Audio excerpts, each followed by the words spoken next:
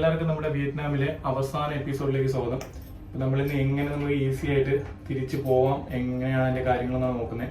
നമ്മൾ താമസിച്ച ഹോട്ടലിൽ ചെക്കൗട്ട് ചെയ്ത് നേരെ എയർപോർട്ടിലേക്ക് പോകണം. എയർപോർട്ടിലേക്ക് ടാക്സി ഒന്നും എടുക്കുന്നില്ല, നേരെ ബസ്സിലാണ് പോകുന്നത്. കാരണം ടൈം ഉണ്ട്, 11 മണിക്കാണ് ഫ്ലൈറ്റ്, 7 മണി ആയിട്ടുള്ളൂ. ഇവിടുന്ന് 1 മണിക്കൂർ ട്രാവൽ ടൈം ഉണ്ട്. നമുക്ക് ആദ്യം ചെക്കൗട്ട് ചെയ്തിട്ട് നേരെ ബസ് സ്റ്റോപ്പിലേക്ക് പോകാം. നമ്മുടെ ഹോട്ടലിന്റെ തൊട്ടടുത്ത് തന്നെയാണ് കേട്ടോ ബസ് സ്റ്റോപ്പ്. ഇതാണ് ബസ് സ്റ്റോപ്പ്. ഇതല്ല നമുക്ക് പോകേണ്ട ബസ്. 150 എന്നുള്ള ബസ്സാണ്, 152 എന്നുള്ള ബസ്സാണെങ്കിൽ നേരെ നമുക്ക് ഇന്റർനാഷണൽ എയർപോർട്ടിന്റെ അകത്തിറങ്ങാൻ പറ്റും. എന്തായാലും ഓരോ 15 മിനിറ്റിലുണ്ട്, നമുക്കിവിടെ വെയിറ്റ് ചെയ്യാം. നമ്മൾ ഗ്രാബിലാണ് ബുക്ക് ചെയ്യുന്നതെന്നുണ്ടെങ്കിൽ ഏകദേശം ഒരു 2 ലക്ഷം ഡോങ്ങിൻ്റെ അടുത്ത് വരും. അതായത് ഏകദേശം ഒരു 1000 രൂപയ്ക്ക് അകത്ത് വരും. ഇതിനകത്താണെങ്കിൽ വരും 5000 ഡോങ്ങേ ഉള്ളൂ. അതായത് ഇന്ത്യൻ മണി ഒരു 17 രൂപ എന്നേ വരത്തുള്ളൂ നമുക്ക് നേരെ എയർപോർട്ടിൽ പോകാനായിട്ട്.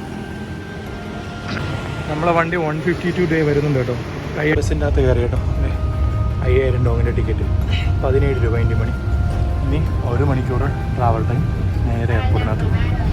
അങ്ങനെ നമ്മൾ 1 മണിക്കൂർ കൊണ്ട് കറക്റ്റ് ഇന്റർനാഷണൽ എയർപോർട്ടിൻ്റെ ഫ്രണ്ടിലെത്തി. പക്ഷേ ഇപ്പോൾ സമയം 8 മണി ആയതേ ഉള്ളൂ. 11 മണിക്കാണ് നമ്മുടെ ഫ്ലൈറ്റ്.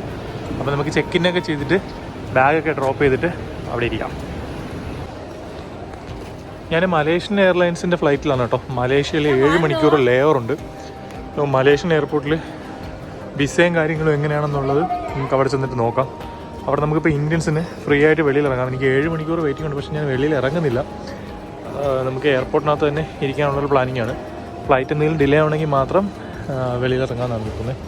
അപ്പോൾ ഇവിടെ അതിൻ്റെ ചെക്കിന് സ്റ്റാർട്ട് ചെയ്തിട്ടുണ്ട്. നമുക്ക് ചെക്കിൻ ചെയ്തിട്ട് നിൽക്കാം.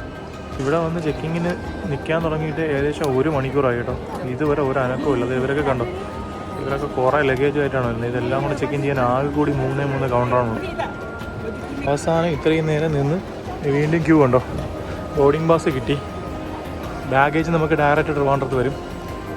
നമുക്ക് ഫസ്റ്റ് ബോർഡിംഗ് പാസ് കിട്ടുന്നത് മലേഷ്യയിലേക്കാണ്. അവിടെ നിന്ന് നമ്മൾ രണ്ടാമത്തെ ബോർഡിംഗ് പാസ് റീചെക്കിൻ ചെയ്യേണ്ട കാര്യമില്ല. അവിടെ നിന്ന് ഇതിവിടെ ഇപ്പോൾ നമ്മുടെ ഇമിഗ്രേഷനൊക്കെ കഴിഞ്ഞ് ഇത് നമ്മളെ ബോർഡിംഗ് ഗേറ്റ് 24 ആണ്. നമുക്ക് ബോർഡിംഗ് ഗേറ്റ് 24 പോയി വെയിറ്റ് ചെയ്യാം. ഇവിടെ ഒരുപാട് സ്റ്റോളും കാര്യങ്ങളൊക്കെ ഉണ്ട് കേട്ടോ. ഒരുപാട് ഷോപ്പിംഗ് കാര്യങ്ങളൊക്കെ ഉണ്ട്.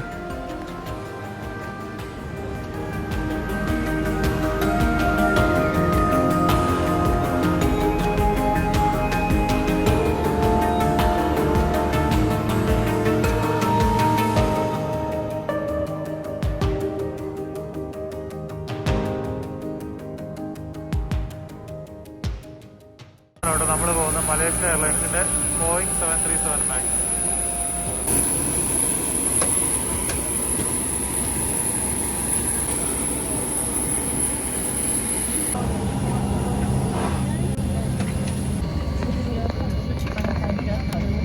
എയർലൈൻസിൻ്റെ എക്കണോമിക് ക്ലാസ് കുഴപ്പമില്ല, മുട്ട് തട്ടത്തില്ല. അത്യാവശ്യം നല്ലോണം സീറ്റിംഗ് ആണ്.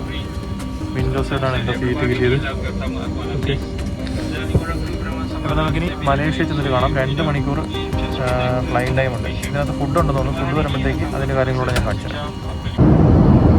അപ്പോൾ ഇതൊക്കെ ഇതിൻ്റെ അകത്തുള്ള പ്രീ ബുക്ക്ഡ് മീൽസ് ആണ് കേട്ടോ. ഞാൻ നേരത്തെ നമ്മൾ ബുക്ക് ചെയ്തിട്ട് വന്നതാണ്.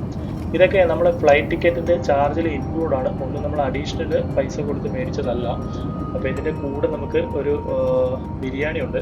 ഇത് മലേഷ്യൻ ബിരിയാണി എന്തോ ആണ്, പക്ഷേ കൊള്ളായിരുന്നു കേട്ടോ, കുഴപ്പമില്ലായിരുന്നു. അങ്ങനെ നമ്മൾ മലേഷ്യയിൽ വന്നിട്ടുണ്ട് കേട്ടോ. മലേഷ്യയിൽ ടൈം സോൺ വേറെയാണ്, വിയറ്റ്നാമിലെ ടൈം സോൺ അല്ല കേട്ടോ. ഇവിടെ ഇപ്പോൾ 2:10 ഇവിടെ നിന്ന് രാത്രി 8:10 ഫ്ലൈറ്റ് വരുന്നത്. അത് രാത്രി 12 മണിക്കാണ് നമുക്ക് ട്രിവാൻഡ്രത്ത് എയർപോർട്ടിൽ എത്തുന്നത്. അപ്പോൾ ഇവിടുത്തെ ട്രാൻസിറ്റ് കാര്യങ്ങൾ എങ്ങനെയാണെന്ന് നമുക്ക് ജസ്റ്റ് ഒന്ന് നോക്കാം. കൊലാലംപൂർ ഇൻ്റർനാഷണൽ എയർപോർട്ട് വലിയ എയർപോർട്ടാണ്. അപ്പോൾ നമ്മളിവിടുത്തെ ട്രാൻസ്ഫർ കൗണ്ടറിലോട്ടാണ് പോകുന്നത് കണ്ടോ.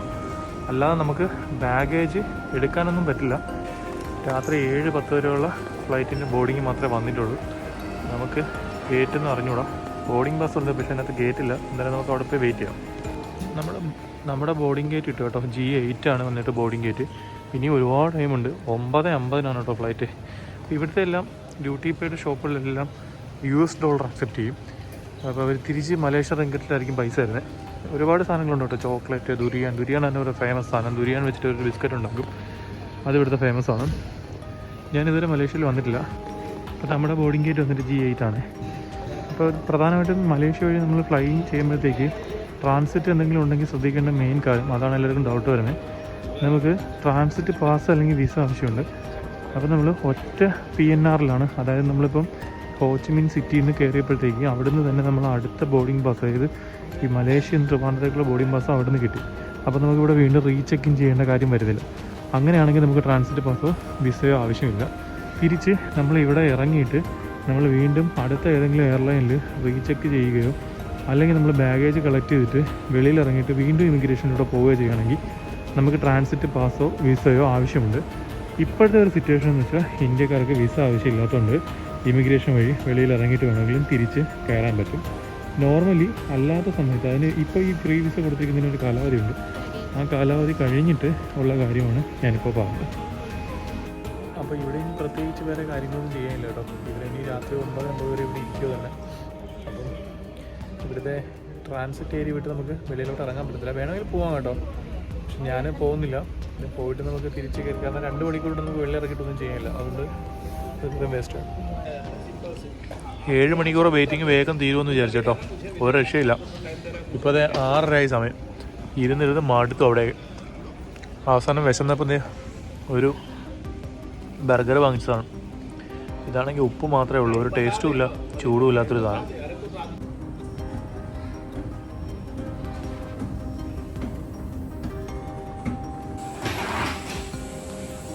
നമ്മളിങ്ങോട്ട് വന്ന പോലെ തന്നെ നൈറ്റ് ആയതുകൊണ്ട് പില്ലോയും ഒരു ഷീറ്റും തന്നിട്ടുണ്ട്. പിന്നെ വിൻഡോ സീറ്റുകൾ.